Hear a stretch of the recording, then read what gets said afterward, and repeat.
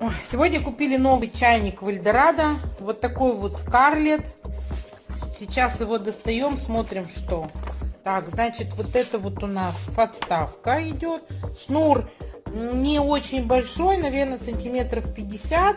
Но, в принципе, если рядом есть розетка, то подойдет, у нас все подходит. Значит, сейчас посмотрим сам чайничек.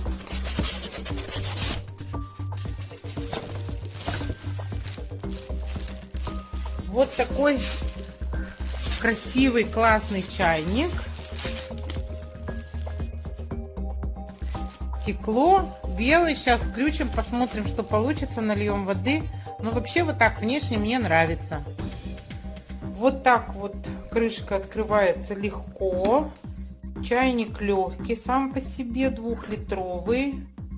И удобно как бы открывать крышку без напряга.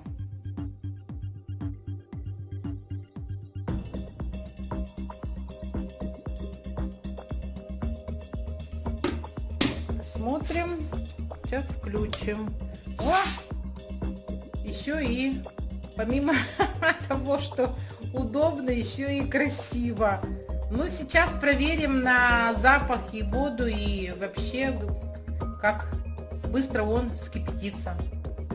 Вот пока вода нагревается, еще маленько хотела сказать, что чайник 2-литровый. Значит, стоимость его в интернет-магазине мы покупали 990 рублей, но у нас на бонусной карте были бонусы.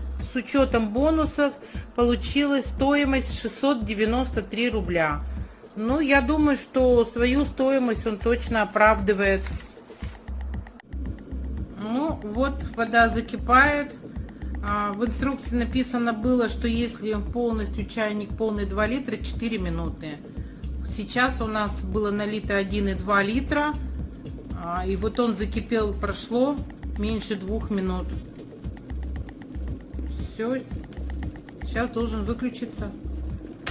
О, выключился. Ну да, 2 минуты точно прошло.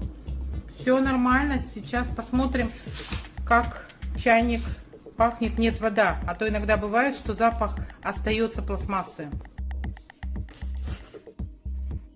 Сейчас проверим. Нальем в кружку.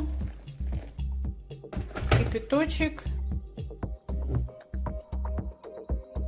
Нет, ребята, запаха пластмассы нет. Абсолютно. Так что нормально. Первую воду мы просто прокипятили. И можно спокойно пить чай.